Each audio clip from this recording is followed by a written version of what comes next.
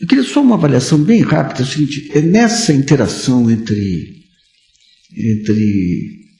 a área militar e a área civil, entre as Forças Armadas e as indústrias e desenvolvedores do setor privado, que foi apresentado aqui um modelo do que deve ser a próxima, vai ser anunciada amanhã, essa articulação que vai ocorrer no âmbito, centralizando no Ministério da Defesa. Os senhores têm alguma sugestão ou alguma observação sobre como azeitar melhor essas relações para conseguir o máximo possível de incorporação de tecnologia nos contratos que vão ser negociados aí com o exterior? Bom, nós estamos, quer dizer, hoje, uma consideração geral, nós estamos com cerca de 4 programas de compras no exterior a curto prazo. Um que já foi assinado, que foi os helicópteros de ataque com a Rússia. Existe o programa de fabricação no Brasil, digamos, eu concordo com isso, de helicópteros de desenho do exterior aqui no Brasil, na Elibras. E temos um programa de aquisições de submarinos, como foi anunciado, 4 submarinos comprados na França, com uma certa transferência de tecnologia. E também temos o programa FX2. Do nosso lado, nós temos um programa que está dentro aqui colocado aqui, citado com a necessidade operacional de transporte aéreo militar, uma necessidade para o Brasil, e nós estamos tentando também colocar esse programa em evidência, porque somos, digamos, tem 5, nós queremos ver que pelo menos um quinto disso venha um produto realmente, genuinamente nacional, né? Bom, esse é um aspecto que eu coloco em consideração aqui. Bom, é difícil como a gente vê como vai poder ter resultado dessa parceria tecnológica, né, que o Brasil está anunciando que ele não é mais um país comprador, não quer uma relação entre comprador e vendedor, de uma simples questão de, digamos, comercial, e tem aí embutido aquele offset tradicional, mas como realmente ter uma passagem de tecnologia, por exemplo, para que o próximo caça brasileiro, que for necessário no futuro, tenha sido passada a tecnologia para alavancar esse projeto no Brasil.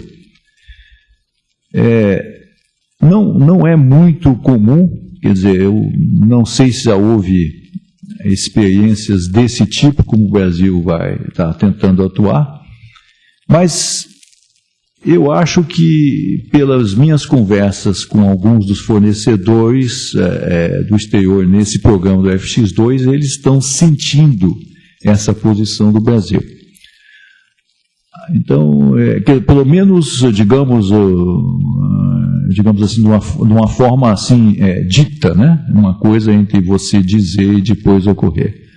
Então, é uma experiência interessante. A melhor forma, realmente, que a gente existe de uma cooperação no exterior, desde que você esteja preparado para exercer a sua atividade, foi o desenho do programa MX. Foi um programa de colaboração desde o início, né? Digamos, até nós chegamos um pouquinho atrasados na história, mas foi a incorporação de tecnologias feitas através da atividade. E, inclusive, a divisão de trabalho foi muito bem coordenada entre o governo e a indústria, que nós participamos de todos os sistemas do avião, não só os específicos de nossa responsabilidade, com os outros que nós não éramos responsáveis na Itália, colocando pessoas na Itália, o exemplo que o Mário citou aqui, né? Nós trabalhamos em paralelo com os italianos. Mas isso foi feito na época do desenvolvimento. Então, como o governo vai exercer o controle de que está sendo atendido nos seus desejos dessa parceria tecnologia, isso é digamos, um assunto que a gente tem que acompanhar de perto. Luiz, deixa eu só fazer uma menção rápida. Em adendo ao que o Walter Bartels mencionou, que é muito importante, inclusive ele reitera, é preciso sublinhar a importância do projeto AMX, sim, é uma menção que precisa voltar a ser sublinhada pelo aspecto histórico extraordinário que ela tem nesta sequência. O que eu quero mencionar é que são dois aspectos. Primeiro, a experiência que a Força Aérea construiu durante algumas décadas, até recentemente, foi única em relação às outras armas. A Força Aérea andou muito na frente em termos de colaboração, de cooperação, de buscar experiências, formatos novos, em termos de tanto de uso, construção e uso de conhecimento dual, como de desenvolvimento de projetos concretos. O que, como testemunho, eu quero deixar registrado aqui com todos nós e no fórum também, no Projeto Brasil, é que recentemente, neste processo de discussão preliminar para o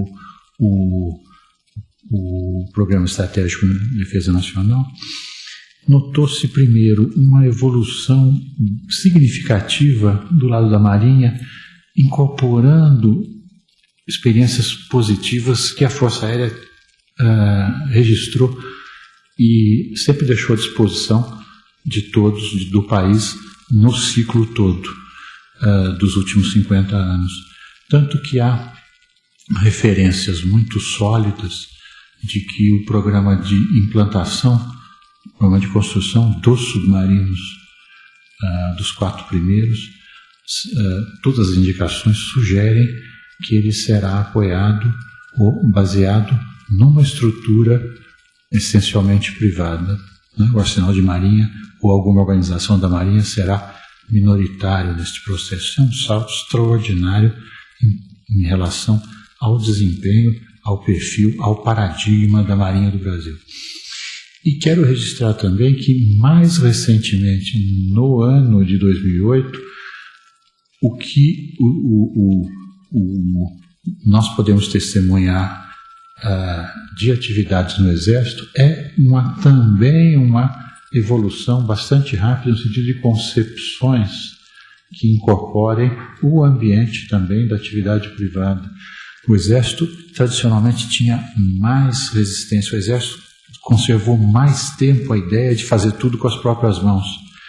É um clássico quando se vai naquele enorme complexo que existe em Manaus do Exército, não é? Tem todos os centros de defesa na selva, etc. Tem uma daquelas enormes áreas, tem uma inscrição no muro que espanta, para mim sempre espantou, que é um projeto para construção de barcos, que está ali, o Exército resolveu fazer um negócio, começar do zero, projeto de construção de barcos. Claro que tem muita coisa que eles têm que contribuir, etc., mas fazer uma construção de barcos para andar na Amazônia a partir do zero é, de fato, ter uma concepção de fazer tudo dentro de casa. E esse conceito tem evoluído no plano fronteiras que o Exército está colocando, inclusive em termos dos vetores de comunicação, comando e controle, tanto na subida quanto na descida, em relação ao pelotão, até a brigada, etc., o conceito, na concepção, ser compartilhado com fornecedores e quem tem conhecimento. Isso, para nós, é importante registrar um importantíssimo elemento de novidade, positiva, neste ciclo de discussões. É preciso deixar isso registrado.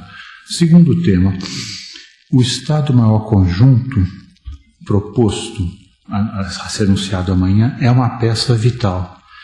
Agora, operações conjuntas têm um significado na questão doutrinária de defesa, e junto é preciso ter o conceito de operações combinadas, que não são exatamente operações conjuntas. e haverá oportunidades de conceitos combinados que são um degrau abaixo do conceito conjunto, que andam juntos em paralelo, mas não precisam se cruzar tão profundamente. E isso também está previsto nas discussões nesta fase agora, que vai começar em janeiro. Operações combinadas são um passo essencial no desenho, não só de materiais, como da própria concepção das operações, como um passo essencial para que a operação conjunta e depois o Estado-Maior Conjunto sejam uma afirmação de uma maneira de praticar políticas de defesa num passo adiante em relação à tradição brasileira. Esses dois conceitos, operação combinada e operação conjunta, que estão sendo adotados, e eu acredito que serão praticados nessa escalada, serão importantíssimos elementos para que os processos sinérgicos sejam efetivamente alcançados. Então, é uma oportunidade. No plano teórico, isso está evoluindo. No plano de aceitação, sim. No plano de se colocar no desenho,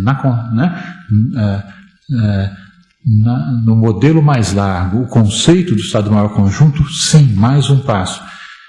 A discussão de operações combinadas como um passo para conjuntos, sim. Então, tudo está posto para que esse passo rumo a um novo paradigma, de fato, aconteça. Vamos fazer força para que nesse período agora, janeiro, junho, esse exercício seja levado à prática na elaboração dos planos. A porta está aberta, o percurso vai depender da manutenção do espírito de boa vontade e dessa abertura que está registrada. É importante que aqui, neste fórum, se assinale isso, para efeito, inclusive, de registro e de acompanhamento, Luiz, na sequência. É isso que eu queria observar. Bom, tem um microfone ali. Pergunta, meu nome é Fábio, nós representamos Fides Tecnologia no Brasil. Eu pergunto ao Dr. Bartels, e o senhor mencionou o programa do Caça Brasileiro, o novo programa FX2, mas voltando um pouquinho ao que nós temos atualmente no arsenal da Força Aérea Brasileira, basicamente dois vetores de interceptação, o F-5 e Mirage 2000. Minha pergunta é mais relativa ao F-5, recentemente submetido a um programa de remodernização, se não me engano F-5BR ou F-5E, que foi rebatizado. Até que ponto a indústria brasileira participou desse programa e que percentual? Qual foi a absorção de tecnologia resultante desse programa de modernização desse caça? E o resultado efetivo, se realmente depois desse programa de modernização, se resulta num vetor eficiente de combate contra caças mais modernos? Bom, eu vou partir o seguinte, o primeiro ponto, a Força Aérea tem uma capacidade muito boa de especificar. Então a Força Aérea fez uma especificação da modernização do F-5. E vou traduzir em resultados. Você sabe que existe uma operação contínua nos Estados Unidos chamada Red Flag, onde vários países se apresentam lá. E o Brasil levou, há pouco tempo após ter recebido os primeiros aviões, um ano e pouco, ele levou aviões lá. É um avião da década de 70, o F-5, quer dizer, a plataforma continua a mesma. Mas o sistema que foi colocado, e digamos o seguinte, a competição lá é contra países que estão permanentemente treinando para a guerra. Vão todos os países lá. E o resultado com o F-5 foi espetacular, entendeu? Primeiro, pela capacidade dos próprios pilotos brasileiros e também pela plataforma. Então, eu digo, o resultado do especificado foi bom. Bom, esse programa da atividade de integração foi conduzida pela Embraer. Os sistemas os sistemas aviônicos têm uma atividade parcial de fabricação no Brasil através da empresa a Eletrônica, que é subsidiária da Elbit, uma empresa de Israel que ganhou a concorrência para fornecer os sistemas. Agora, a integração toda está dominada por Brasil. Quer dizer, a integração, que é o fator do sistema de integração de navegação-ataque, o Brasil adquiriu essa capacitação de fazer, não só para aviões militares, como para aviões civis, durante o programa MX. Então, no caso, já houve uma integração de uma parcial que veio de fora, foi completada pela Embraer. Mas, por exemplo, a modernização do AMX, usando inclusive um radar brasileiro, vai ser totalmente conduzida no Brasil. Agora, não houve transferência de tecnologia. Essas atividades que foram feitas pela Embraer já são de domínio da Embraer. Houve uma transferência de tecnologia na questão de produção de sistemas aviônicos da matriz para essa empresa subsidiária da Elbit aqui no Brasil, que é uma empresa que nasceu da época do AMX. O AMX foi foi mais um programa de governo do que da Força Aérea. Houve o tal do programa industrial complementar, que era para fazer a fase de equipamentos. Ele começou, porém, 20 anos sem aquisições na área de defesa, matou praticamente quase todas as empresas que trabalharam nesse programa de equipamentos. Pouca coisa resultou. Inclusive, essa empresa, a Eletrônica, era de origem brasileira, ela desenvolveu equipamentos aviônicos para o MX, a partir do Brasil. Pela situação de sem contratação, ela acabou sendo vendida pela Elbit em razão de uma ação de offset. Quer dizer, por offset, razões de offset, a Elbit comprou a Eletrônica do seu proprietário original brasileiro. 20 anos sem fabricar nada não é fácil. Aí isso você perturba muito. E a outra capacitação da FAB, digamos, a Embraer apresentou a ideia do KC-390. Bom, aí a FAB falou, não, eu vou fazer a especificação que eu quero. E ela fez uma especificação que agiu, quer dizer, alterou bastante o conceito que a Embraer tinha apresentado.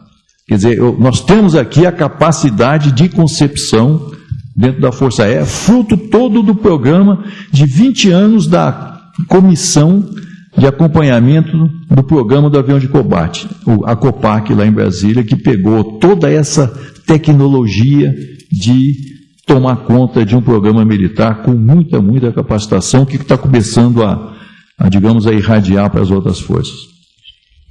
É só uma observação assim, quanto à aquisição de tecnologia nesses offsets. Né? Vamos pegar o exemplo aí do helicóptero.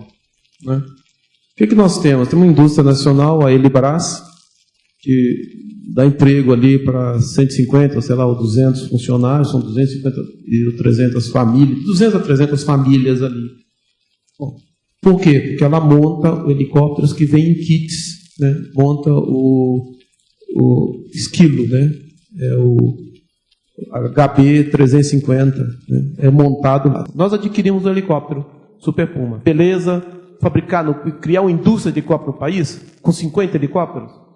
Pô, aí, isso é louco, é loucura. Então, o que a gente... Um esforço, pelo menos que eu estou fazendo na Raia 3, eu acho que todos os industriais, os senhores têm que fazer. É tentar trazer para o país, né, alguma competência em fabricação. O que é crítico no helicóptero? Né, como item crítico em termos de industrialização? É a fabricação das pás e da cabeça do rotor. Esse é um salto tecnológico. Né? Já adquiri uma competência no país de fabricar, né, pás que sejam certificadas, que voam, né, FAR 27 e FAR 29, que atendam os requisitos civis. Isso já é um salto descomunal. Então isso nós temos que brigar. É lógico que isso é o segredo do helicóptero. Né? O pulo do gato da industrialização do helicóptero, e o francês, o que ele puder empurrar, ele vai. Mas nós temos que forçar a botar essa competência no país, capacidade de fabricar e industrializar. Nesse momento, nós temos que instalar no país, né, bancos de teste e ganharmos a competência para testar essas pás que acabaram de nascer na linha de fabricação brasileira e essas pás precisam ser testadas num banco de teste de pás, num banco dinâmico. Bom, ao adquirir essa competência, já temos uma capacidade, poderemos ter uma capacidade no país, né, alguma coisa de uma capacidade industrial. Em paralelo, que nós temos que forçar a barra, tem um grupo de um professor do ITA, o professor Donizete, está liderando uma pequena equipe para fazer um helicóptero pequeno, né, um helicóptero de treinamento. Então nós temos que forçar a barra agora, aproveitar esse offset, falar, ô francês, vamos fazer o seguinte, vamos fazer junto esse helicóptero, fazer juntos. Né? Tem um projeto, vamos fazer agora, vamos fazer uma cartela de projeto aqui, vamos fazer um plano de projeto, e vamos desenvolver esse projeto conjuntamente. Evidente, vai ter que ter dinheiro brasileiro, mas com os pesquisadores franceses lá, ajudando a gente a realmente fazer um protótipo de um helicóptero, né, de pequeno, é da classe do Robson 22. Né? Um helicóptero aí, sei lá, 1.000 quilos para treinamento básico. Né? Onde seriam feitas as pás? Se nós tivermos, né, a capacidade brasileira de fazer as pás em fibra de vidro, fazer a cabeça do rotor em fibra de vidro, né, trabalhar com Starflex, toda essa tecnologia moderna, né, de juntas, né, elastoméricas. Adquirimos essa competência, poderemos fazer um helicóptero pequeno. Podemos industrializar, não precisa importar. Já aprendemos a fazer de grande, podemos fazer pequeno. Então a gente tem que, acho que comer o boi com pedaços, né, e agir com um determinado planejamento estratégico. Né. É evidente que o helicóptero vai vir montado, a maior parte dele vai vir em kit mesmo. Mas se nós forçarmos, né, a colocarmos no país a competência de fabricar as pás e a cabeça do rotor, já será um ganho descomunal nessa aquisição. Ok?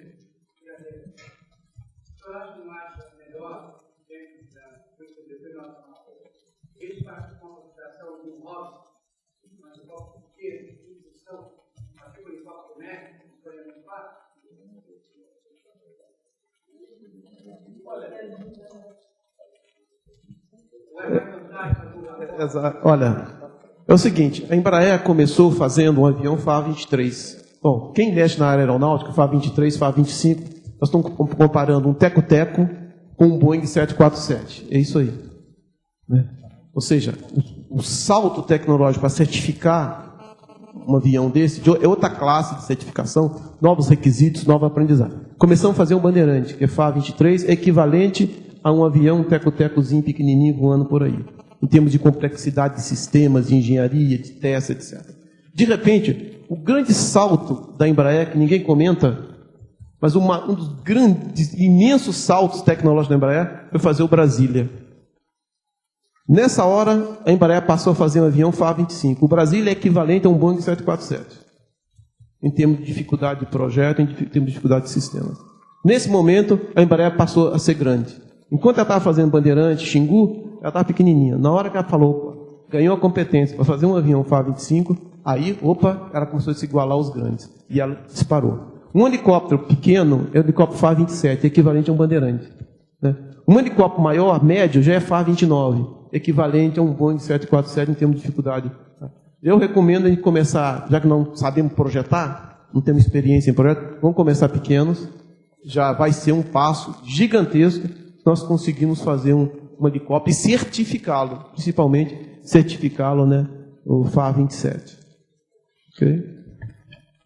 Muito bom. Queria agradecer as apresentações, a presença dos senhores.